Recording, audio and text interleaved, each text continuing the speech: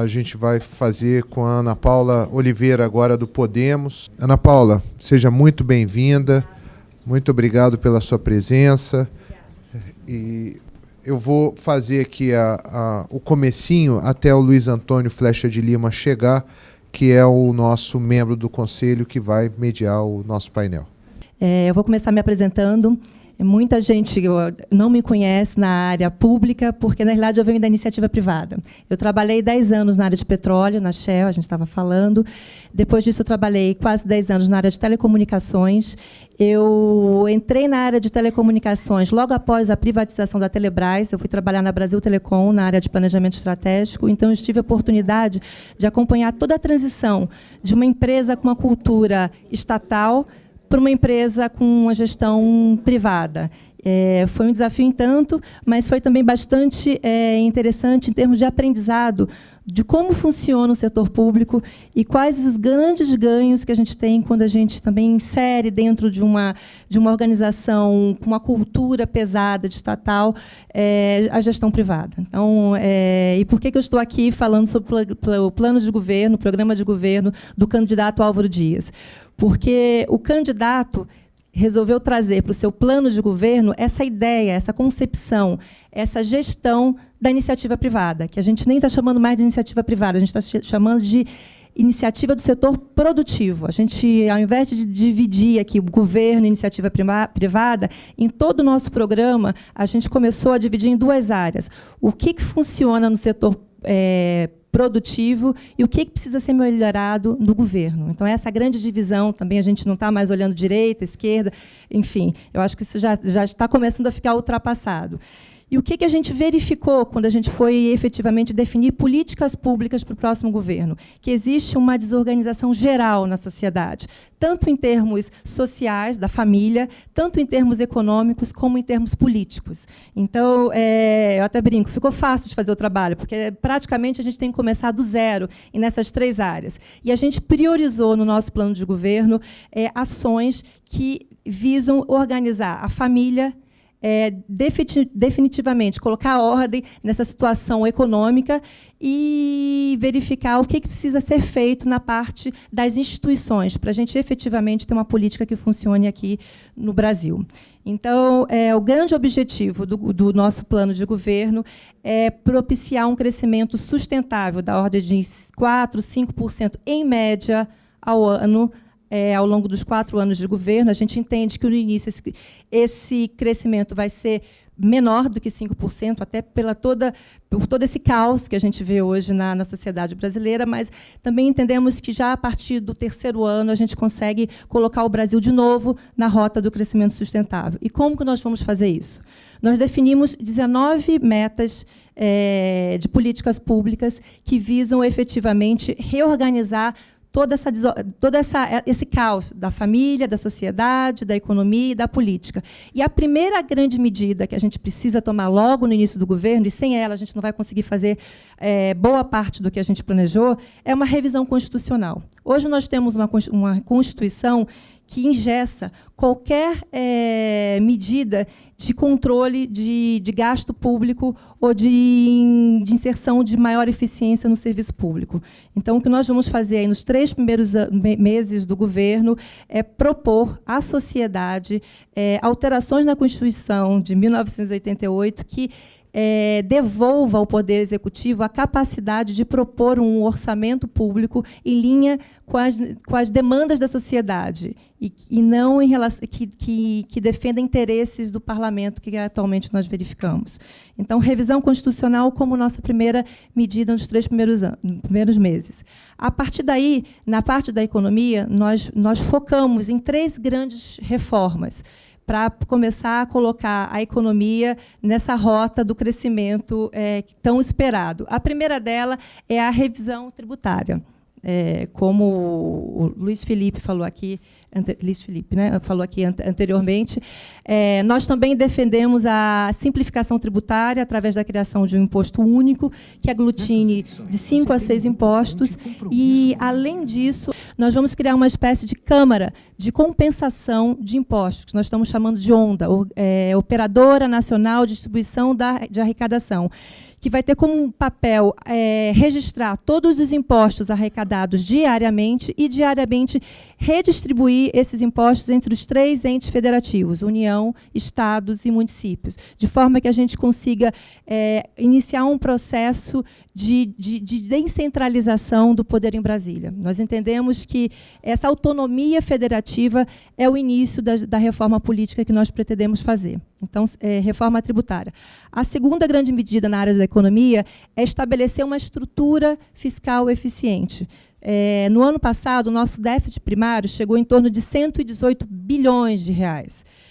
E nós entendemos que hoje um dos grandes problemas da economia é efetivamente o fato de, apesar da arrecadação ser uma das maiores do mundo em relação ao, percentualmente falando em relação ao PIB, os nossos gastos conseguem ainda ser maiores, gerando todo o déficit que a gente vem acompanhando ao longo dos últimos anos. Então, a primeira coisa que nós queremos fazer logo no primeiro ano, estabelecer um limitador especial de despesa da ordem de 2% do PIB, que vai conter os gastos públicos de forma que a gente consiga ter, já no final de 2020, um superávit primário. Tá? E, num segundo momento, ao longo do próximo ano, a ideia também é refazer a maneira como é feito o orçamento público. A nossa ideia é instituir um orçamento com base zero, através do qual nós vamos desconsiderar todas as despesas que estão no orçamento e vamos analisar linha a linha. E de forma que todas as despesas, todos os gastos que não se justificarem em termos de serviços para a sociedade ou crescimento na área de investimento serão cortados e serão priorizados os gastos que gerem investimento e que atendam às demandas, principalmente de saúde, segurança pública e educação. Na parte da Previdência, a nossa ideia é parecida com o que foi falado aqui anteriormente, mas tem uma diferenciação. A nossa ideia é manter o atual sistema previdenciário, com as reformas que estão sendo hoje propostas, de unificar a previdência privada com previdência pública, estabelecer um teto de benefícios atuais igual para os dois, na ordem aí de R$ 4.000, R$ 5.000, que é o que atualmente acontece, mas em paralelo, a nossa ideia é oferecer um novo produto previdenciário.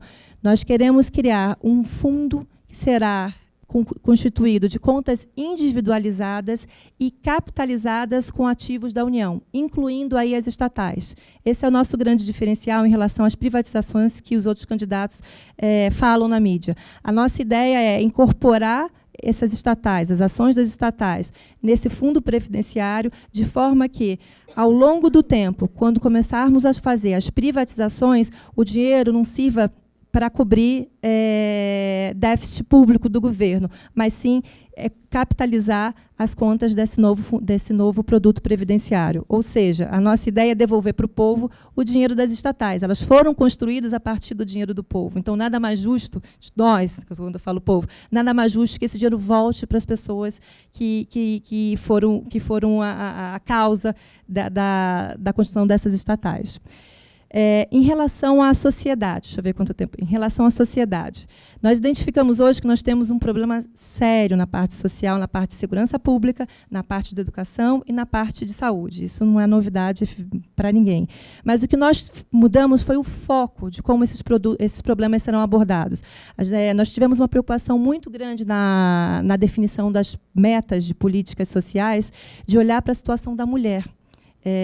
Hoje, mais de 30% das famílias atualmente no Brasil são lideradas por mulheres, sejam elas em casa sozinhas ou não, o que gera uma situação de déficit muito grande em relação ao que fazer com as crianças quando as mulheres saem de casa e vão para o mercado de trabalho. Então, a partir daí, nós identificamos 3 linhas de políticas para tentar amenizar essa situação. A primeira, creches. A gente tem um déficit de creche hoje no Brasil que chega a 6 milhões de matrículas. Então, a nossa meta ao longo dos próximos 4 anos, é criar pelo menos 4 milhões de novas matrículas em creches, sejam elas públicas ou privadas e custeadas através de vouchers distribuídos pelo setor público, principalmente nas regiões Norte, Nordeste e periferias de grandes cidades, que são os lugares onde nós identificamos de maior escassez de creches. A segunda ação, olhando para a família, né, tentando organizar esse problema da família, é oferecer um maior número de escolas em tempo integral.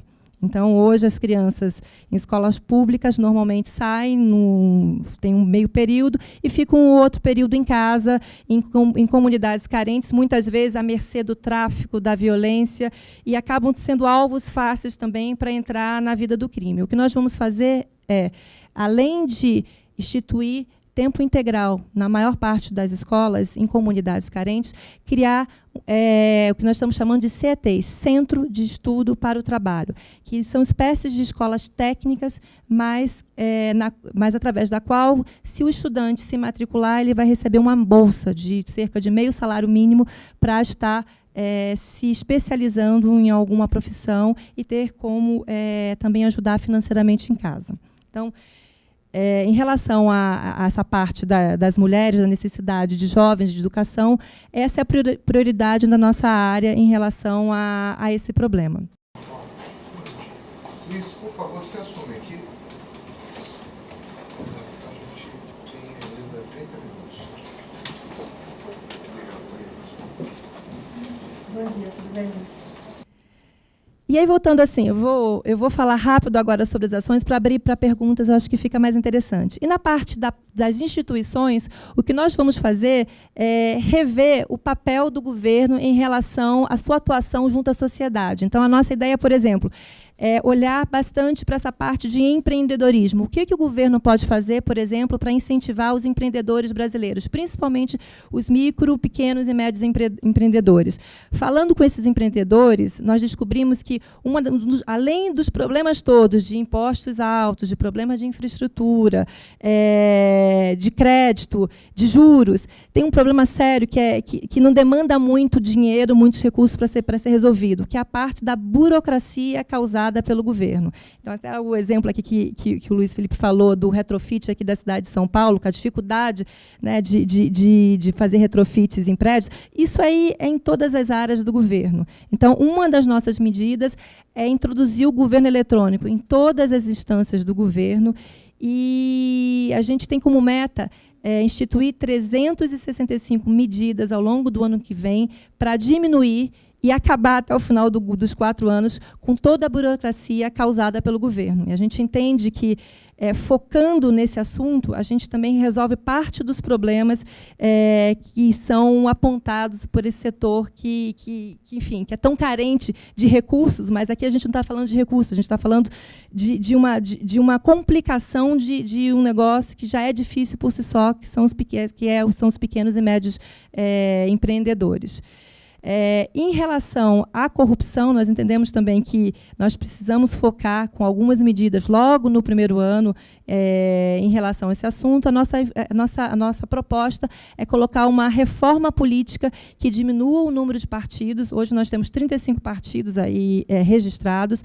A ideia é diminuir o número de partidos. A gente defende o voto distrital para todo o Brasil, e redução do número de parlamentares, que é o assunto mais polêmico. Então, a nossa proposta, em alguns casos, é diminuir em até 1/3 o número de parlamentares, tá? Que fazem representação em Brasília.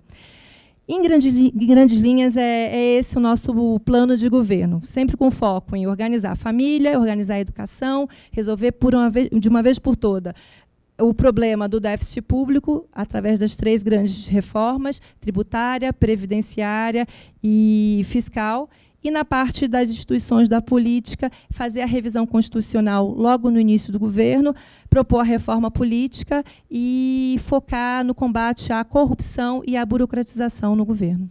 Então, em grandes linhas, é isso. deixo aberto a perguntas.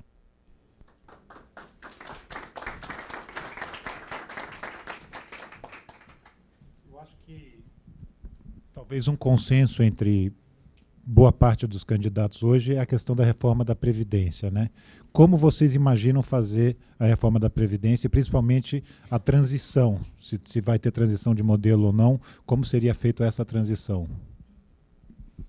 Na realidade, a gente não vê uma transição de um modelo para o outro. A gente vê uma reforma no modelo atual, com a unificação da Previdência Pública e a Previdência Privada, aumentar o teto de idade para se aposentar e também instituir o teto da Previdência hoje privada de benefício para a Previdência Pública.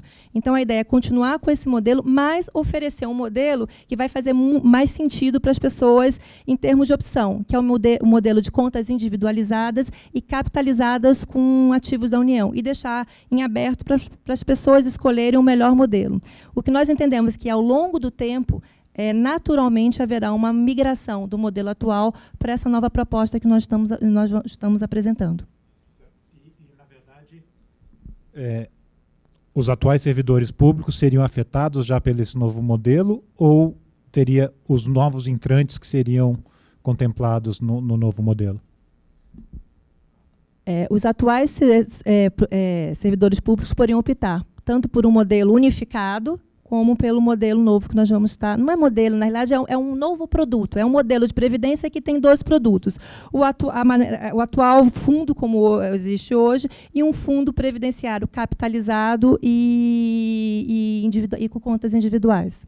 Então, é a opção tanto para servidor público como para iniciativa privada. Perfeito. Vamos abrir agora para as perguntas e aí a gente vai trocando ideia aqui. Pergunta aqui. Estou no canto. Então, você mencionou a questão das escolas, né, das creches. Eu acho importante, né, no sentido de aliviar a carga das mulheres. Porém, um dado que é muito alarmante é o fato da qualidade de ensino no Brasil ter degringolado, literalmente. Não adiantou abrir tantas universidades, eu acho que isso na verdade, a clara aplicação, a aplicação ruim dos recursos, quer dizer, de forma equivocada dos recursos públicos para abrir milhares de universidades. Você vê hoje que as pessoas saem da universidade e não conseguem escrever um parágrafo sem erro de português, né?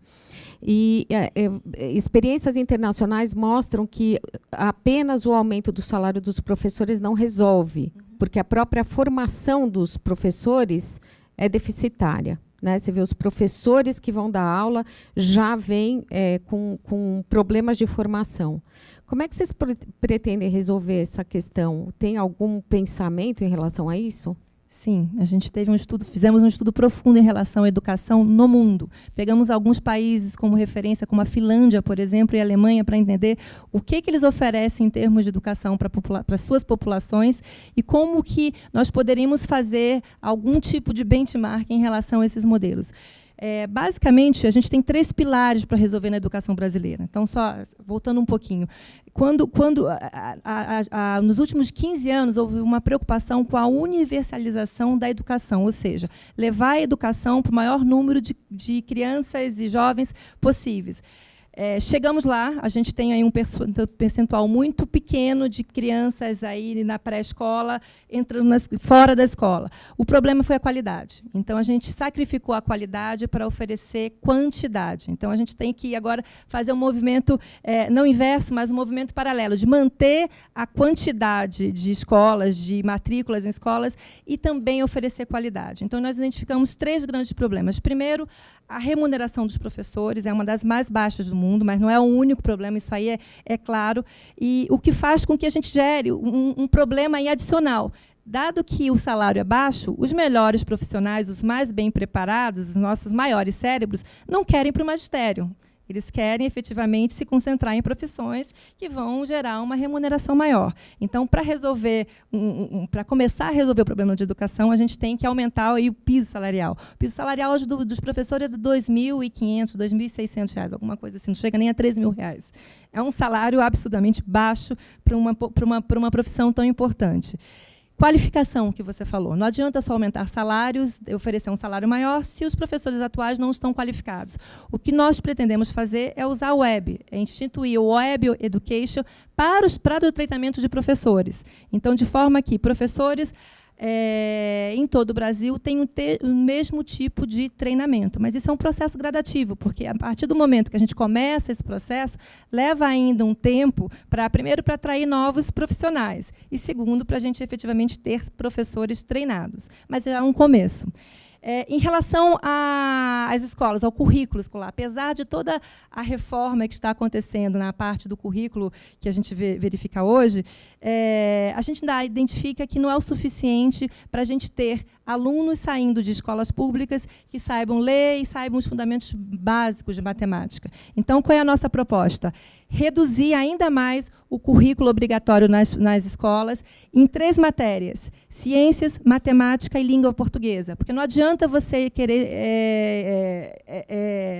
tentar fazer uma criança aprender história e geografia se ela não consegue nem interpretar um texto. Então, a ideia é focar nessas três matérias, que são, inclusive, as matérias que são avaliadas pelo PISA, que é a avaliação internacional para verificar o nível de escola de cada país, e deixar para cada escola compor o currículo complementar de acordo com a sua situação em termos de localização geográfica, em termos de situação de aprendizado dos seus alunos. Então, a ideia aí é, nesse primeiro momento de foco na qualidade dos estudos, é a gente ter alunos que saibam ler, saibam escrever e que saibam os fundamentos básicos da matemática. A partir daí já vem o segundo passo, que é a partir do momento que a gente tiver um nível mínimo nessas 3 matérias, é a gente estar complementando ainda mais os currículos escolares. E a outra grande medida é dar autonomia para os professores e para as escolas. Hoje, um dos grandes problemas apontados pelas escolas, pelos profissionais de educação, além dos baixos salários, é a falta de autonomia para poder ensinar de maneiras alternativas, de acordo com a sua situação, até mesmo socioeconômica. Então, a ideia é descentralizar, tirar boa parte das decisões, em termos educacionais, de um órgão centralizador em Brasília e fazer com que as pontas, com os municípios e estados, tenham uma maior liberdade de educar as crianças que estão ali frequentando a escola.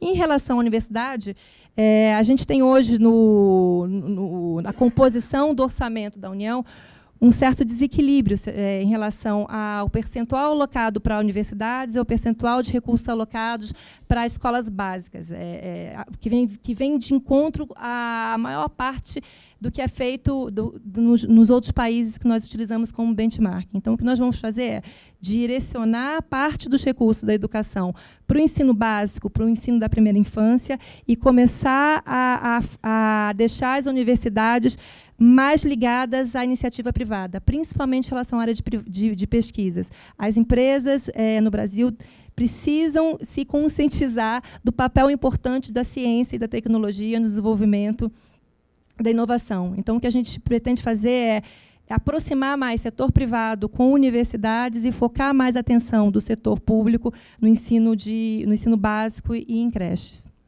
Acho que respondi. Bom dia, meu nome é Luiz Cláudio, eu sou diretor da Abriga do Rio de Janeiro.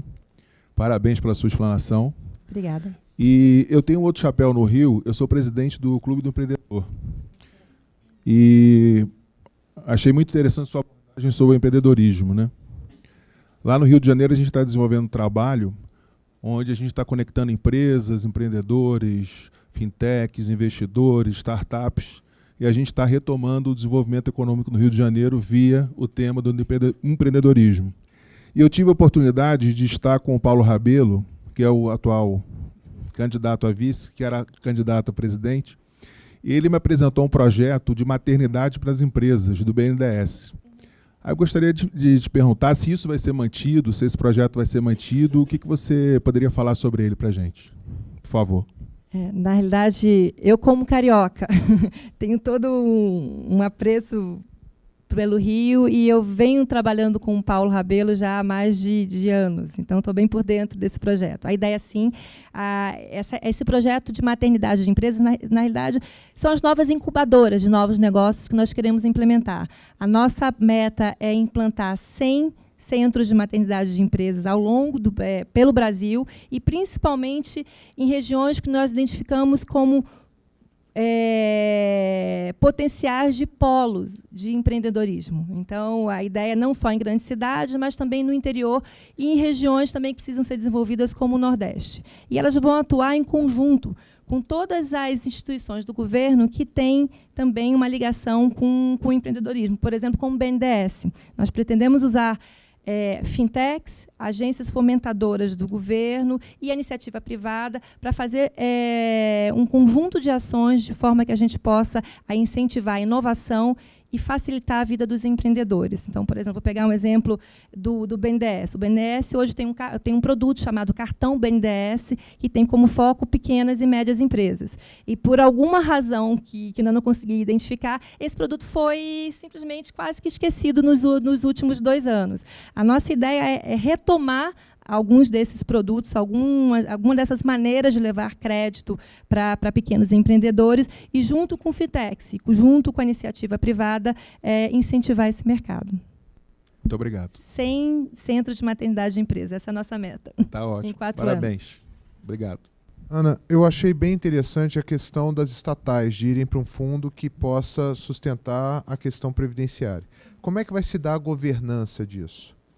Do fundo ou da gestão das estatais? Das estatais e, consequentemente, do fundo. Do fundo, a nossa ideia é ter uma instituição que faça a administração desse fundo e determine qual o melhor momento e a melhor maneira de privatizar essas empresas. E a gente verifica também um papel importante do BNDES no momento da privatização de todas essas empresas que forem compor o fundo.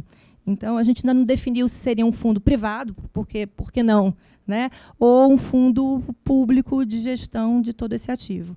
Eu tendo a preferir sempre uma gestão privada, com regras claras determinadas pelo governo, e ser mais um fundo disponível no mercado, que a pessoa pode efetivamente aplicar, optando pela conta individualizada nesse fundo que nós chamamos de fundão.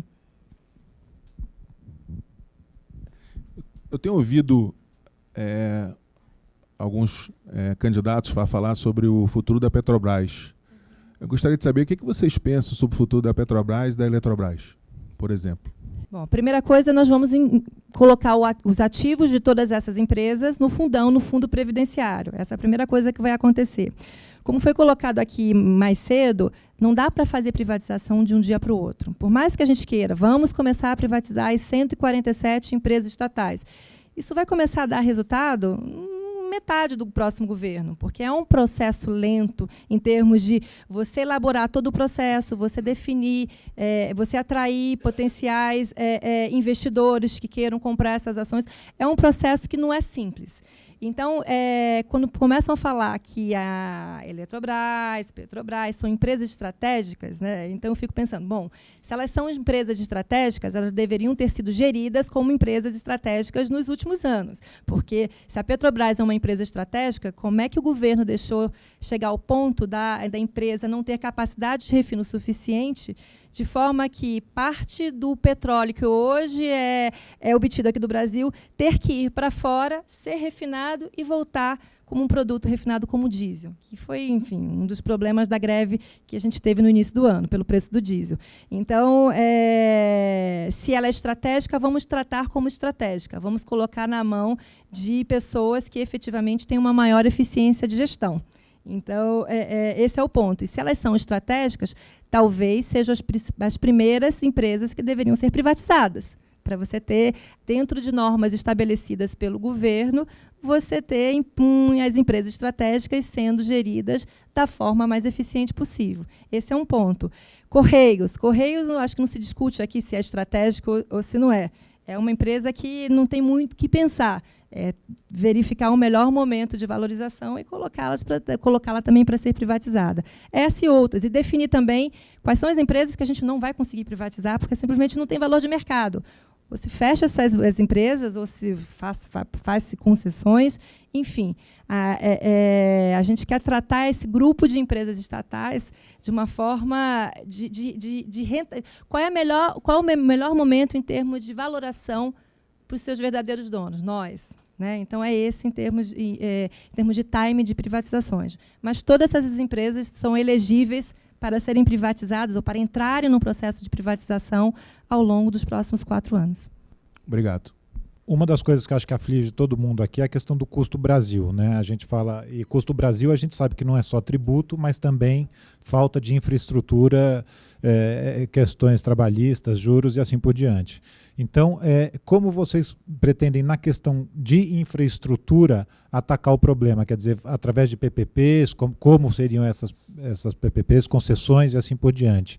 E eu emendaria essa pergunta numa segunda pergunta, que aí tem mais a ver com a nossa entidade, que é a questão do público-privado no sentido do relacionamento. Como vocês enxergam o relacionamento do público-privado e como isso deveria ser feito? Falando um pouco de infraestrutura, só para todo mundo estar aqui na mesma página em relação a como que é grave esse problema hoje no Brasil. Nos últimos 10 anos, até o início do ano 2000, o investimento que foi feito com infraestrutura foi da ordem de 10%, 11% do PIB. No último ano, a gente viu, em 2016, o que foi gasto não chegou nem a 2%. Então, a gente teve uma redução drástica dos investimentos na área de infraestrutura ao longo dos últimos anos.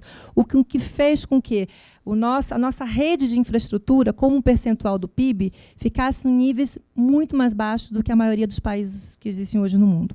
Então, qual foi a consequência disso? O aumento do custo de tudo que tem a ver com infraestrutura. Ficou caro, por exemplo, levar um produto, grãos do interior do Brasil para um porto em São Paulo, por exemplo. Ficou caro você transportar um produto industrializado do interior de São Paulo para o Rio de Janeiro, por exemplo. Então, como é que nós olhamos essa parte de infraestrutura? Em 3 grandes blocos. O primeiro, a parte de transportes. E a primeira coisa que a gente tem que fazer é uma revisão geral da nossa matriz de transportes. Um país continental como o Brasil não pode ter a maior parte do seu transporte sendo feito de carga, sendo feitos através de rodovias. É um transporte muito mais caro para grandes distâncias. Então, o que a gente quer fazer é uma análise mais profunda do que nós já fizemos, que nós temos até hoje, do time de fazer uma gradativa, um deslocamento gradativo do transporte rodoviário e, principalmente, para o transporte ferroviário, como é feito em toda a parte do mundo, em países que têm a mesma dimensão continental do Brasil. O outro grande bloco da infraestrutura é saneamento básico, que as pessoas muitas vezes esquecem. Hoje, mais ou menos 50% das residências do Brasil têm saneamento básico, o que significa dizer que a outra metade não tem esgoto saindo de casa, principalmente em áreas mais pobres e regiões menos desenvolvidas, como o Norte, o Nordeste, periferias de grandes cidades, até mesmo como São Paulo.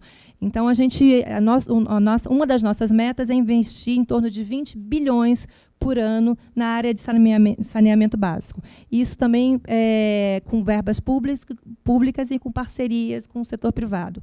E o terceiro grande bloco aí da parte de infraestrutura, que é menor do que transportes e saneamento, é a parte de descarte de resíduos sólidos. A gente tem um problema hoje aqui no Brasil de como é feito o descarte de lixos. Hoje, eu não tinha esse número na cabeça, mas hoje nós temos mais de 3 mil lixões a céu aberto, que nós jogamos lixo em torno do Brasil, principalmente perto de grandes cidades.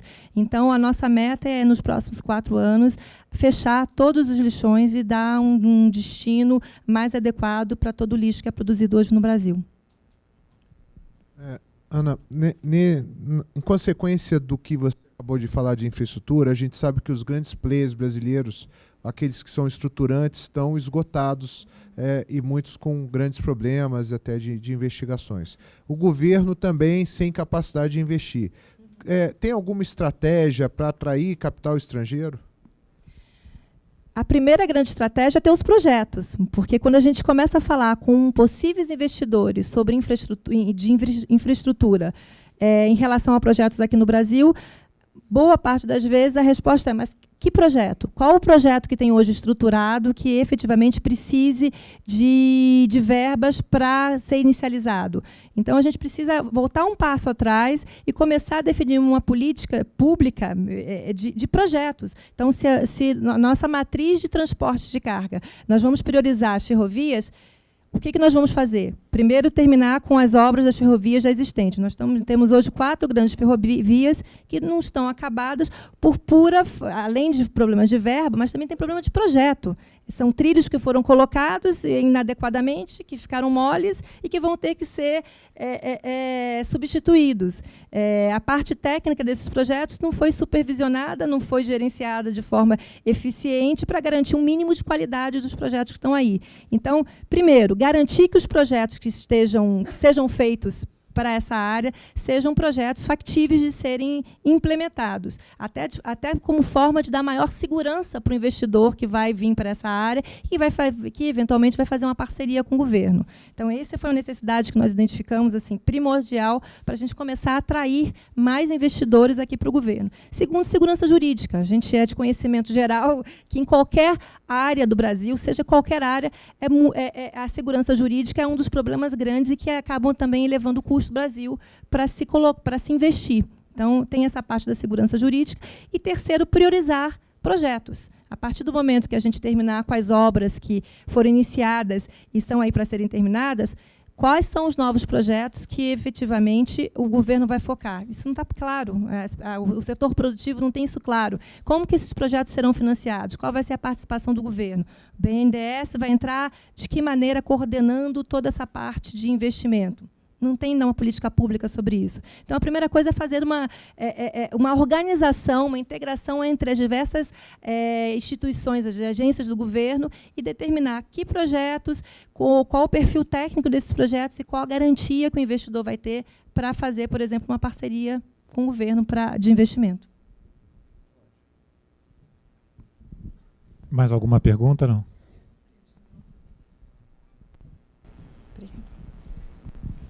Bom dia. Com relação ao setor da saúde, eu tenho ouvido se falar pouco, apesar de ser uma área de extrema importância.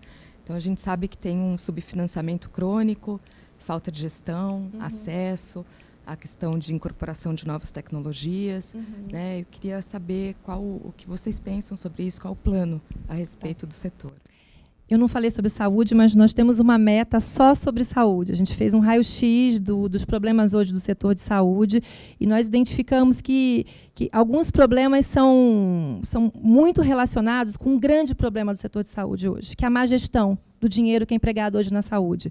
A gente investe um pouco menos do que a média mundial na área de saúde. Não é tão menos assim, em termos de proporção do PIB. Mas a gente investe muito mal, porque todo o dinheiro que a gente coloca na área de saúde, de alguma maneira, ele entra num processo de ineficiência que não chega onde deveria chegar. Então, aí nós verificamos remédios com prazo de validade vencidos, sistemas de pronto atendimento com filas, quando, na realidade, o recurso que deveria estar lá foi para alguma outra área que não deveria ser saúde. Enfim, tem uma série de problemas que, se a gente colocar uma gestão eficiente, a gente não precisa gastar um centavo a mais, veja bem, um centavo a mais para que esse sistema comece a funcionar. Então, a primeira coisa, gestão. A gente colocar na área de saúde técnicos da área de saúde e não indicações políticas, como hoje acontece em praticamente todas as partes do governo.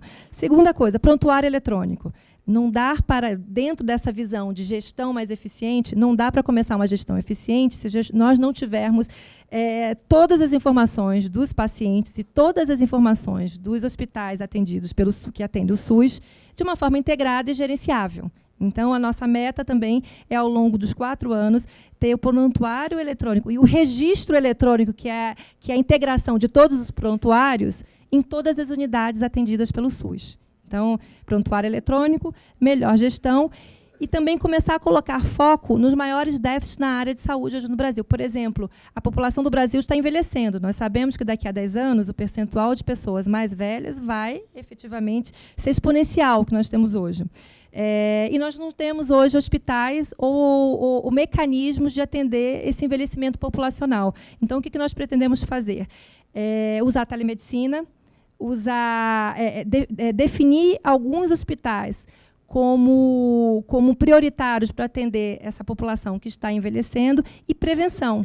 Porque se nós investimos também na prevenção, principalmente com campanhas de vacinação, com saneamento, com a parte de utilização de levar o esgoto para todas as residências que forem possíveis dentro de 4 anos, a gente também entende que vai ter uma redução no custo, na demanda dos serviços de saúde. Então, prevenção, melhor gestão e a gente adequar hospitais e os sistemas de saúde para uma população que está envelhecendo, e prontuário eletrônico. Assim, se eu tivesse que falar 4 grandes projetos, eles são grandes porque é uma montanha de recursos mal gerenciada que a gente vai ter que começar a indicar o caminho de para onde o dinheiro deve ir de maneira adequada para a gente ter eficiência lá na ponta.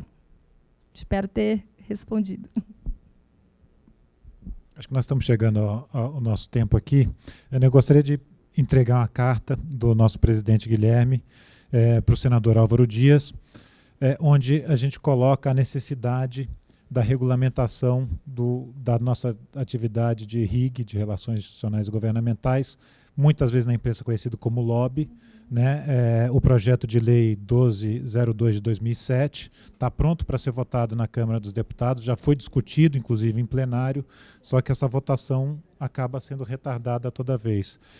Como o senador é muito atuante na questão de ética e transparência, nós achamos que podemos contar com o apoio dele no sentido de que faça caminhar isso no Congresso, estando ele na presidência da República ou estando ele no Congresso, nós gostaríamos de contar com o apoio dele. E gostaríamos também de agradecer o seu tempo, ter vindo aqui, e muito obrigado pela sua palestra.